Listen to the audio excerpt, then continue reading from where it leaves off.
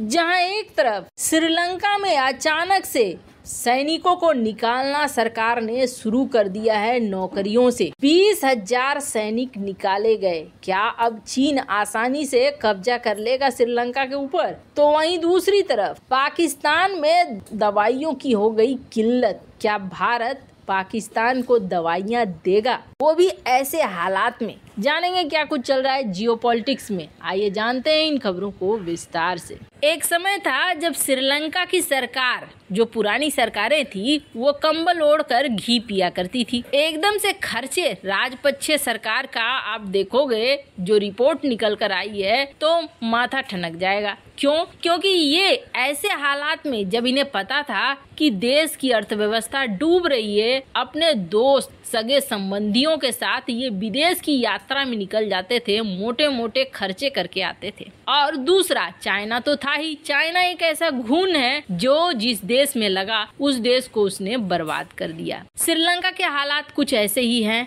अब श्रीलंका पूरी तरीके से कमजोर होता हुआ दिख रहा है। IMF ने श्रीलंका सरकार के सामने शर्त रख दिया है कि आप खर्च घटाएं, और कहा जा रहा है कि श्रीलंका को IMF के जरिए लोन न मिले, इसके लिए चाइना पूरी कोशिश कर रहा है। चाइना यही कोशिश कर रहा है कि किसी भी तरीके से श्रीलंका एकदम से धराशायी हो जाए, और चाइना की कोशिश काफी हद तक सफल होती हुई भी दिख रही है। इस वक्त श्रीलंका ने ऐसा कढ़ाई बन गया है जिसमें आप डालते रहो कुछ भी, लेकिन अंत नहीं होने वाला है। श्रीलंका की समस्या खत्म नहीं हो सकती है, अब इसकी शुरुआत हो गई है। अब श्रीलंकाई सरकार ने करीब 20,000 सैनिकों को निकाल दिया है। ये वो सैनिक हैं जो लंबे समय से ड्यूटी नहीं कर रहे थे। श्रीलंका सरकार ने कहा है कि लंबे समय से अनुपस्थित रहने वाले इन जवानों को नौकरी से निकाल दिया गया है, इन पर कोई कार्रवाई नहीं की जाएगी, और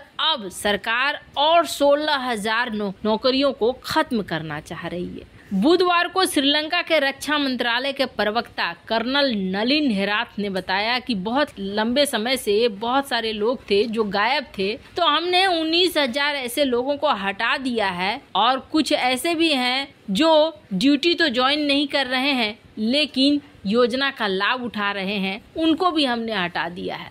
अब देखिए, 17,000 से ऊपर सेना के जवान हैं, 1,145 नौसेना के जवान हैं, और 1,000 जवान वायु सेना के हैं।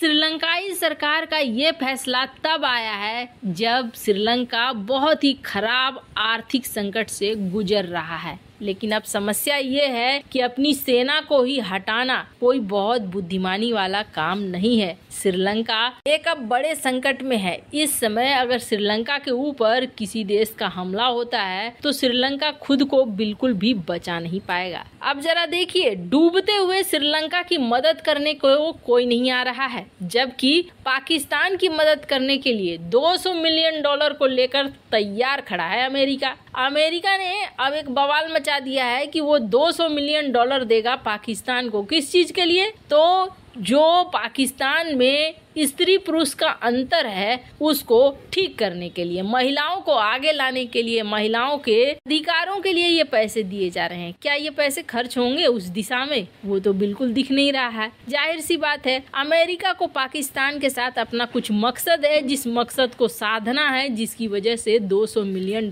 दिए जा रहे हैं। खुद अमेरिका में भी ये प्रश्न उठ रहा है कि आखिरकार आप इन पैसों को, हमारे टैक्स के पैसों को क्यों खर्च करना चाह रहे हो पाकिस्तान के ऊपर, जबकि पाकिस्तान ने अफगानिस्तान मामले में हमें तगड़ा वाला धोखा दिया, डबल क्रॉस किया है। फिर भी तो जाहिर सी बात बाइडेन के दिमाग में है कि भारत को काउंटर करना है तो पाकिस्तान को जिंदा रखना होगा, इसलिए पाकिस्तान को इस तरीके की मदद मिल रही है अमेरिका के जरिए, पर श्रीलंका को इस तरह की कोई मदद नहीं मिल रही है। खैर, कहते हैं ना, होइए वही जो राम रची राखा। पाकिस्तान को लाख बचाने की कोशिश कर रहा है अमेरिका, लेकिन कहीं ऐसा ना हो कि अमेरिका के पैसे यूक्रेन और पाकिस्तान के और ताइवान के ऊपर ही खर्च हो जाएं। पाकिस्तान में इस वक्त बहुत बुरे हालात है, और हालात किस चीज को लेकर हो रहे हैं? मेडिसिन के क्षेत्र में और भी बड़ी दिक्कत हो गई है। एक तो आया बाढ़, और बाढ़ ने पूरी तरीके से तबाही मचाई सो मचाई। बाढ़ के खत्म होने के बाद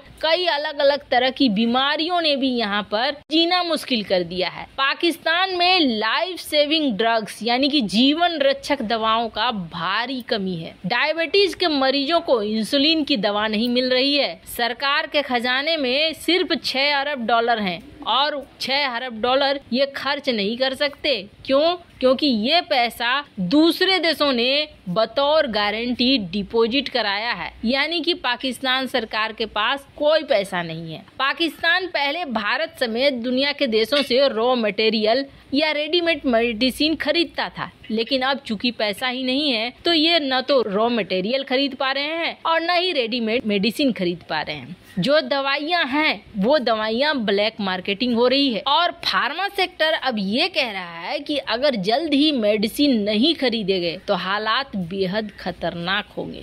रॉ मटेरियल भारत, चीन, अमेरिका से जो लाए जाते थे वो नहीं आ पा रहे हैं। इंपोर्ट के लिए कोई फंड नहीं है। दवाओं की शॉर्टेज बहुत तेजी से बढ़ रही है और जितनी तेजी से शॉर्टेज बढ़ रही है उतनी ही तेजी से काला बाजारी भी हो रही है। इसी रिपोर्ट में एक जरूरी फैक्ट भी बताया गया है। कई विदेशी फार्मा कंपनियों ने पाकिस्तान को या तो छोड़ दिया है या छोड़ने की तैयारी कर रहे हैं, क्योंकि इनको लग रहा है कि अब यहाँ पर मुनाफा कमाने की गुंजाइश नहीं है। अब सरकार को खुद ही वार्निंग मिलनी शुरू हो गई है कि अगर आपने रॉ मटेरियल वगैरह इकट्ठा नहीं किए, जल्दी इंपोर्ट नहीं किया तो बहुत ज्यादा मुश्किल होगी। हेल्थ मिनिस्ट्री में भीड़ लग रही है। 95% पाकिस्तान की फार्मा इंडस्ट्री खरीद पर डिपेंड है। इन्होंने कभी अपनी मेडिसिन की इंडस्ट्री बनाई ही नहीं, इन्होंने बस आतंकियों की फैक्ट्री बनाई। तो इस तरीके के मानवीय संकट तो पैदा होंगे ही। 2 महीने पहले ही पाकिस्तान के फाइनेंस मिनिस्टर मिफ्ता इस्माइल जो पहले थे, उन्होंने कहा था कि पाकिस्तान अब किसी भी वक्त डिफॉल्टर घोषित हो जाएगा, यानी कि दिवालिया घोषित हो जाएगा। IMF हमें कर्ज देने को तैयार नहीं है और जो हमारे दोस्त देश थे वो दोस्त देश भी हमें पैसे देने को तैयार नहीं है। मतलब चीन और सऊदी अरब जिन्होंने कहा था 13 अरब डॉलर देंगे, वो दोनों ही चुप हैं। ऐसे में साफ दिख रहा है कि दोनों देश हमसे दूरी बना रहे हैं। इन्हें लग रहा है कि हम पैसे वापस नहीं कर पाएंगे। तो ऐसे में कहीं न कहीं पाकिस्तान तो दिवालिया की तरफ बढ़ ही रहा है। वैसे पाकिस्तान में जिस तरीके के हालात हो रहे हैं, क्या भारत को मेडिसिन सप्लाई करना चाहिए? वैसे पाकिस्तानी विदेश मंत्री तो भारत से पंगे लेने के लिए ही उतारू हैं। वैसे आपको क्या लगता है? कमेंट कर अपनी राय जरूर बताएं। जल्द मिलते हैं अगले वीडियो में नई खबर के साथ।